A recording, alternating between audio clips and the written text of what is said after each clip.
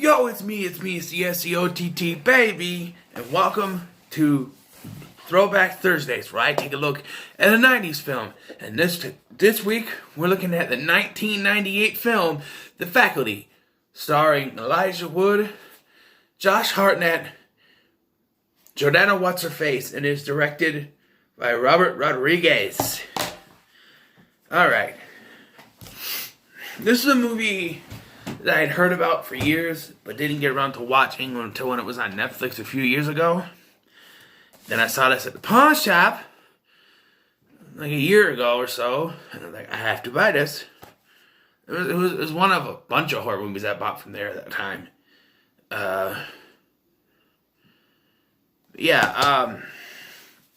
So it's basically like an Invasion of the Body Snatchers type plot where this school is overrun by these aliens disguised as, people they think they know. So and it's a ragtag group of high school students band together to try to stop this alien invasion. First thing I want to mention is this cover. Usher, yeah, that Usher, he's on the cover. He's in the film maybe a total of 5 minutes. They show him at the beginning for a quick second. There's a little talk between him and Sean Hatosi's character. And then there's another little talk where he tells him he's a new captain of the football team. And then there's like random shots of him playing football and then him standing there when, because he's taken over by the alien or whatever. And then at the end, he's showing him playing football with Josh Hartnett's character. And that's it. That's all we get of him. But he had a bigger role in She's All That. And all he did was talk on the freaking speaker thing. And I think that was a bigger role than this.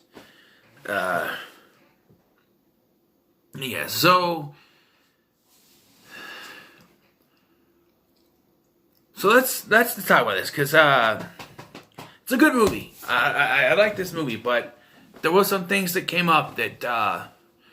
So once they realize that this is happening, and it boils down... Casey's the first one that notices this, and that's Elijah Wood's character. He notices something's not right with the students and some of the teachers, and he goes to Delilah because she's like a news reporter, so they want to work on a story, and they find out, they see... Selma Hayek's character be attacked, and here's my confusion with this. Alright, I gotta go back to the beginning. The beginning of this, she's the principal, played by Bebe Newworth. She's attacked by the coach, played by Robert Patrick, and it's revealed that another one of the teachers is also one of the aliens, and they attack her, and we're led to believe she's dead.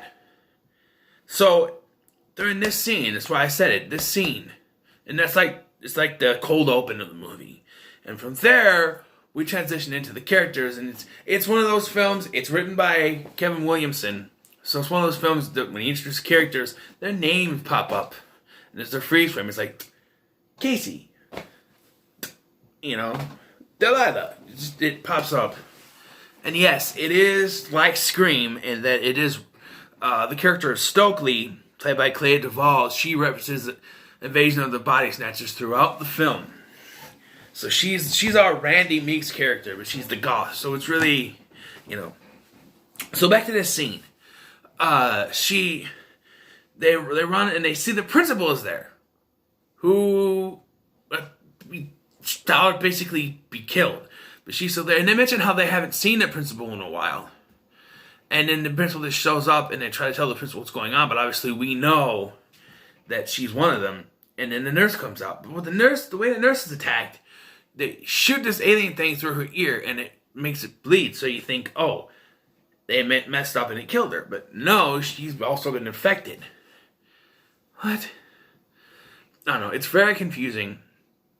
And then they decide they have to try to... Because under Stokely's guidance, because of the movies, you have to find the queen. When you kill the queen, it'll kill the rest of them. Alright? So they think that the principal is the queen, because the principal's in charge, right? Only, as a viewer, you know better because you've seen her get attacked by 2 aliens. And it's more plausible to us as viewers, if we don't already know who the queen is, that it's the other female teacher played by Piper Laurie that could be the queen. And that's, when I first saw this, that's what I thought it was. But now watching this, it's kind of obvious. Because the movie basically starts with a new girl arriving to the school. I don't remember her name, but she's played by Laura Harris. And she ends up being the queen. Spoiler alert, of course. And watching this now, how fucking obvious is it? She's new. She's asking a lot of questions to Zeke. That's Josh Hartnett's character. And she won't partake in his homemade drugs. Which, she doesn't know what's in them. So I don't know if that's part of it. But she says she has an allergy. I think maybe she's being cautious. But then there's a scene with Danny Masterson's character, which was supposed to be longer, but he couldn't be in the film that long because he had to film that 70s show. But there's a scene where he and this other guy, they try to buy up all of Zeke's drugs. And it's never really explained. Maybe they would have explained it later. Were they already, like, under the influence of these creatures? Or did they figure out it's the drugs and they're buying more so they won't get infected? The way they act, it's too hard to figure out. But I've always tried to figure it out. I'm watching it today, I tried to figure it out again, and I can't figure it out. It's too hard to figure out. They're too good at acting for me to figure it out. They first think that it's the coach that's the... Well, they think it's the principal, and when that doesn't work, they stick her in the eye with the thing. They think it's the coach. And so, Sean Hatosi's character, I forget his name. I don't even know how to pronounce his last name. But he goes off to make sure, and then comes back and he's infected. So, was he just... Because he's being really cautious. We don't see him get infected or anything. He just is infected. I always find that to be kind of weird. And Delilah. My Delilah. The only thing I can think of, because she's with Casey and they know what's going on. And by the next day, she's already taken over by him, but she's put in as a plant like she's put undercover to investigate, you know what I mean? And so when there's a scene, and I thought about this, there's a scene where they decide they have to leave, gotta go to Zeke's house to get more of the drugs. And there's a scene that's supposed to draw out a lot of tension, where they're walking to Zeke's car, right? And the people are looking at him, because almost everyone has been taken over, because they keep having everyone go into the office.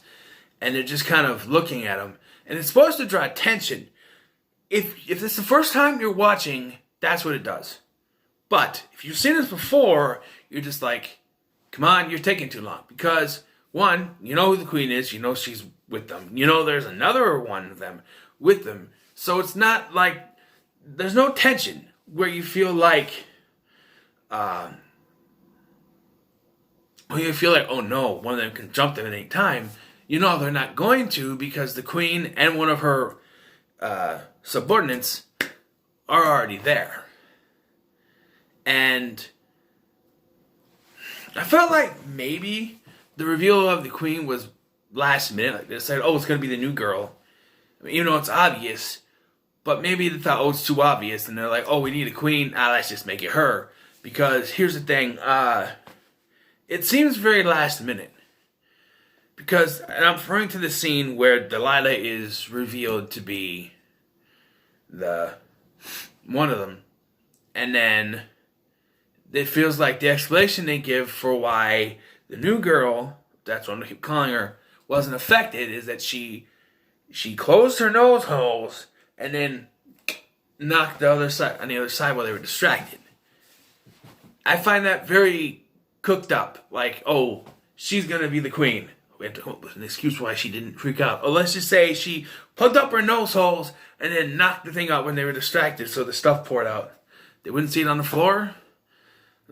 Although I do love the scene where Elijah Wood has to pretend he's high. He's tweaking out. Let him tweak. And also the scene where Stokely is fighting with the Queen, and she jumps into the pool, or she's knocked into the pool, or whatever, and then it turns out she's become one of them. Yeah, telegraphed. It's very obvious that's what happened. Because it's just like Casey goes to do something, she grabs Casey's arm, and she goes, or whatever. It's just like, okay, that's obvious. And you think Hartnett's going to be the hero of this. He gets knocked the fuck out. So Elijah Wood is the hero. A good 6 years before he went to the Shire and became a hero of his own in The Lord of the Rings. By the way, I like that commercial that he's in now. My Fresh Out of the Shire playlist, or whatever. Pretty cool. So there's a couple things about this ending. It's supposed to be this happy ending, and I know it's like a spoof happy ending thing, because one, they kill Jon Stewart, not the Green Lantern, Jon Stewart, the TV host.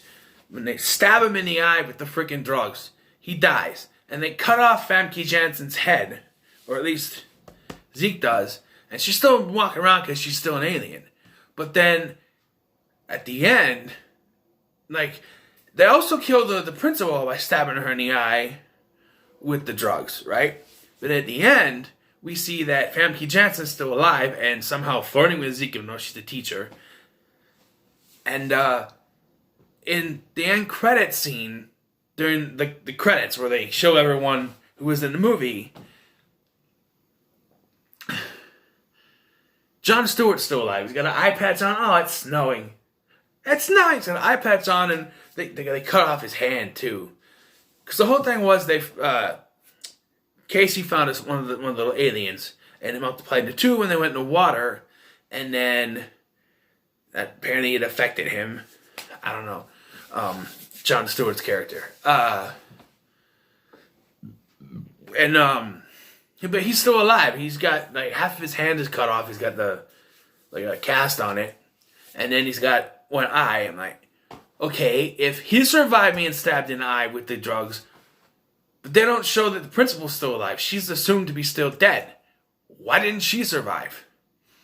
And yes, Casey defeats the Queen with the drugs and stuff. That's what kills it. Because whatever Zeke used, it's his homemade stuff. Whatever he used in it, it dries out.